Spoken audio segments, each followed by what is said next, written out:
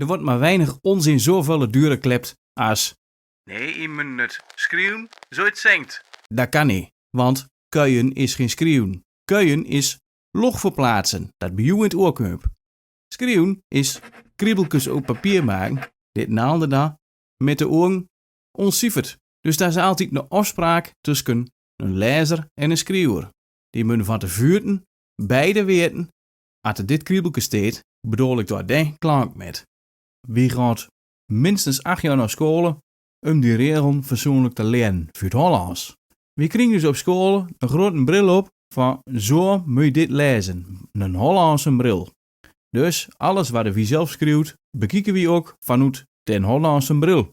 Maar plat is geen Hollands. Dus alle regels wat bedacht zit om het Hollands zo groot mogelijk dalen te schreeuwen, dat geldt niet altijd voor het Neder-Saxisch.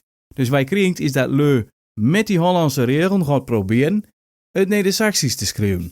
Wat dan krijgt is één grote kram met diacritische tekens, dubbele klinkers, dingen voortlaten en de eeuwige en altijd de hoge komma.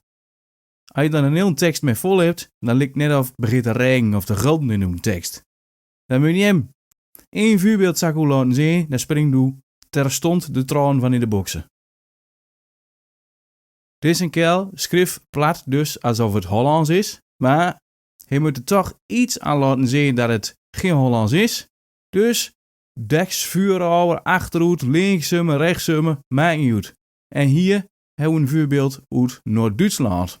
Dit is de Werner schriefwijze. Ja, dat zie je groot. Er is een dekken met nog een paar puntjes te bouwen op. En op de B zit nog een puntje en op de G zit een heuken alsof het een Turkse G is. Het is bijzonder. Het probleem is dat deze leu die dit schreeuwt heel gerne wil laten zien hoe ze het uitspreekt. En dat kan niet schreeuwen. Als je uitspraken wil dalen schreeuwen, dan heb je daar het internationaal klankenschriftvuur, IPA.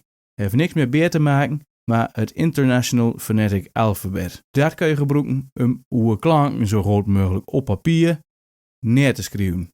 Maar ga dat niet proberen in uw andere schreeuwerieën, want dan kan het maar zo zijn dat een ander, dat 400 kilometer wie erop woont, er geen klap van kan maken. Dus wat je moet doen, is schreeuwen zodat een boodschap aankomt. En al die kriebeltjes en tekentjes, daar zit een boodschap in de weg. Want alleen een heet in het schrift, dan weer wat er bedoelt met al die deks en die streepjes en al die dingen meer. Dat is altijd een afspraak tussen een schreeuwer en een lezer. Maar geen enkele lezer heeft ooit met een schreeuwer gekeken van wat bedoel je dan nog verder met. En waarschijnlijk heeft een schreeuwer er zelf ook niet heel diep over na de dag. Hij wil gewoon dat het een beetje exotisch uitzag. Waarom een schreeuwen zoiets zingt ook niet kan, is, hoe zeg je het dan? Want dat kan van de een op de andere dag wel aanzwaaien. En van persoon tot persoon ook weer. Dus wat je dan krijgt, is dat je wel eens zoveel schriefwijzen als sprekers hebt. Als ik met de ene hoe de eind keieren, dan zeg ik met mekaar. Als ik met de ene hoe Driesen keieren, zeg ik met mekaar. Maar ik zeg ik met mekaar ander. Wat kies ik dan? Doe ik dat allemaal, net zoals je een kram te passen kunt?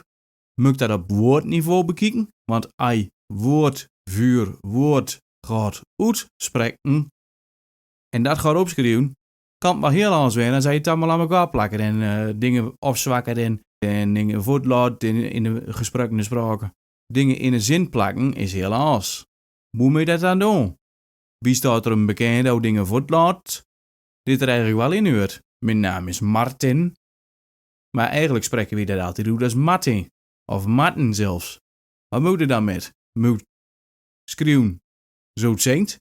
Of moet schreeuwen zo het eigenlijk hoort? Je moet het dus schreeuwen zo het zingt. Met andere woorden, knooi het maar wat aan.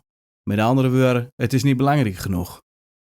Dat hoor je een Nederlander ook niet zingen. Dat hoor je een Engelsman niet zingen en dat hoor je een Duitser niet zingen. Dus eigenlijk moet je dat ook voor het plat niet zingen. En dat wordt ook niet gezegd door de lui die er echt verstand van hebt.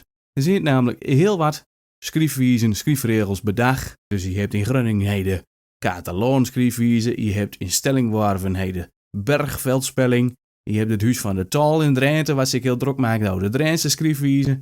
Je hebt de Oude Riesel Academie, wat zich druk maakt voor Noord-Oude Riesel en Salland. Nou, en in Twente is het een grote kraam, want hij de standaard schriefwijze. En dus kreeg voor de Twentse spraken schriefwijze. En nog voor Riesen hij de Karel van de Twaalfde schriefwijze. En in de Achterhoek en in de Liemers, daar volgt ze de waldspelling, de woordenboek, Achterhoek en Liemers. Schriefwijze. Dus. Er zijn wat regels voor, maar die volgt weer allemaal de uitspraken. En dan is overal anders, dus krijg je altijd verschil.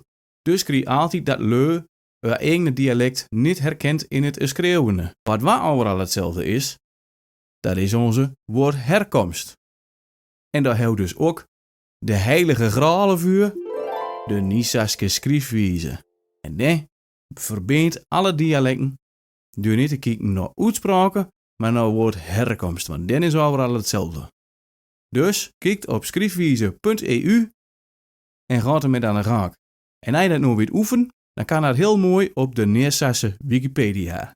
nds-nl.wikipedia.org. Want daar kun je vrij oefenen met uw eigen schriefwijze. Laat gaan.